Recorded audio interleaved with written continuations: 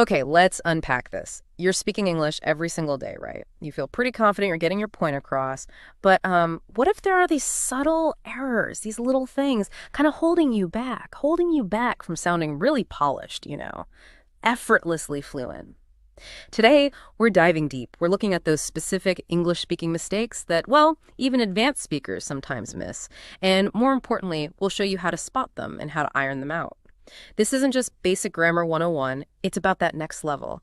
Think of it as a shortcut to sounding not just correct, but really natural, sophisticated even. Exactly. That's really the heart of what we're doing today. You're likely way past the beginner stuff. But these little details, the ones people often overlook, they can subtly change how confident or professional you sound. Our goal, give you the tools, the insights to make your English just sound smoother, more precise, and frankly, more impactful. It's interesting, isn't it? Because often the message is clear. People understand you. So I've often thought, well, isn't that the main thing? If they get it, why does sounding natural matter quite so much? That's a really crucial point. It gets to the core of communication beyond just, transmitting data. Sure, the message might land, it gets understood. But these seemingly small errors, especially when they pile up, they can stop a speaker from sounding truly, let's say, authoritative or nuanced. Think of it like a car. It runs fine, gets you where you need to go. Yeah. But if it has a few little dents, scratches, the overall impression just isn't quite the same, is it? Ah, okay. The car analogy, that makes sense. It really brings it home. It's about the perception, the impression you leave behind. Okay, so let's peel back some layers then. Let's get into specific examples. The kind of things that often trip up even people who've been speaking English for years. Yeah, let's do it. Okay, first category. How about using the wrong preposition? This seems like a classic, like hearing someone say, I am good in English. Oh, yes, that's a perfect example. You hear that a lot. The correct version is, of course, I am good at English. It seems small, in versus at. But at is what we use with skills or abilities. Good at swimming, good at chess, good at English. Right. So it's about skill. Exactly. And it highlights how these tiny words, prepositions, they carry a lot of weight in English. They really make a difference to sounding natural. Okay, good one. What about word order? Especially in questions, you sometimes hear the statement order used as a question, like you are coming. Instead of are you coming? Yeah. Spot on. That inversion, putting the verb are before the subject you, is, well, it's fundamental for forming questions in English. Using the statement order you are coming can sound a bit abrupt or maybe uncertain or just not quite standard, Yeah, it changes the feel of the question. It really does. Getting that word order right is critical for just the natural flow of conversation. These questions clear and, sound like questions. Okay, next up. This one feels very basic, but I know it slips through. Forgetting the is for he, she, or it, like saying he play football. Another really common one, especially when speaking quickly. The correct form is he plays football. That is marks the third person singular present tense. It's a core part of subject-verb agreement. It seems so simple, but it's easy to miss. It is, but consistently getting it right is one of those markers of careful, accurate English. It's fundamental grammar. Okay, let's move on to another pair that often causes confusion. Since and for. You hear things like, I have lived here since 3 years. Ah, yes. Confusing duration with a starting point. The correction here is I have lived here for 3 years. For is used with a period of time, a duration like 3 years, 2 weeks, 5 minutes. Since is used with a specific point in time in the past, like since 2021, since last Tuesday, since I graduated. Right, so for duration, since starting point. Exactly. Mixing them up can definitely lead to confusion about the timeline you're describing.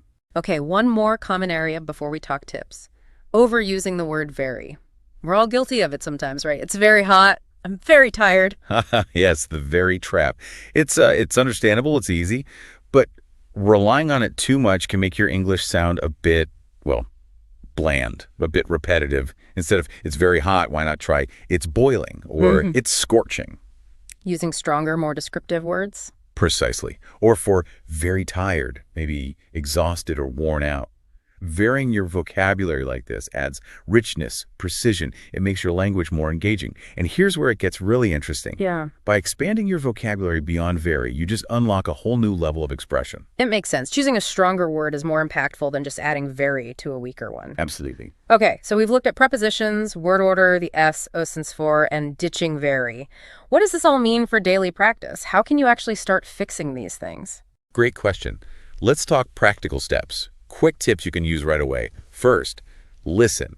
Really listen to native speakers. Pay attention to how they phrase things, those little words they use. Immersion helps you absorb these patterns naturally. Okay, active listening. Good. Second, read. Even short articles or stories daily. This builds vocabulary and shows you correct sentence structures in context. You see how these things work on the page. Makes sense. Context is key. Third, keep a notebook. Seriously. Jot down mistakes you notice yourself making, or maybe ones someone points out. Seeing them written down helps. Then write the correction. It's about self-awareness. Active correction. I like that. Fourth, slow down just a little. When you speak, try being a bit more deliberate, more mindful.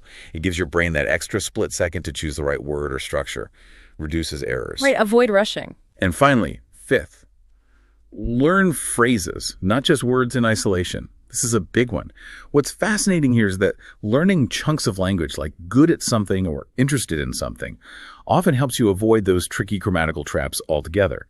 You learn the whole correct unit. Learn phrases. That's a great tip. It builds fluency, too. It really does. Okay, those are some solid, actionable tips. And to help you put this into practice right now, we've got a little challenge. Yeah, a fun practice activity for you listening. Here it is. Write 5 sentences in English today. That's it, just 5. Then check them carefully. Look specifically for the kinds of mistakes we've talked about. Check your prepositions, your question word order, that third person's is, since versus for. Did you overuse very? Find any mistakes. Fix them. Just doing that simple exercise today, focusing on these specific points, will genuinely start making a difference. Immediate improvement. I love that. Simple, focused, effective. And look, remember, mistakes are totally normal. They're part of learning any skill, especially language. Even native speakers make slips, you know? Oh, absolutely. All the time. The crucial thing, and really the main takeaway from this deep dive, is developing that habit of noticing. Noticing the small mistakes, and then, importantly, working on fixing them. One by one. Just remember that mantra. Fix small mistakes, make a big difference. Fix small mistakes, make a big difference. I like that. So here's a final thought to leave you with. As you go about your week, think about this. What if you pick just one of these common mistakes each week? Maybe this week you focus only on since and for. Next week, it's the third person sense. How might that kind of focused, proactive correction transform your confidence, your fluency over time? What's the one small detail you'll choose to polish first?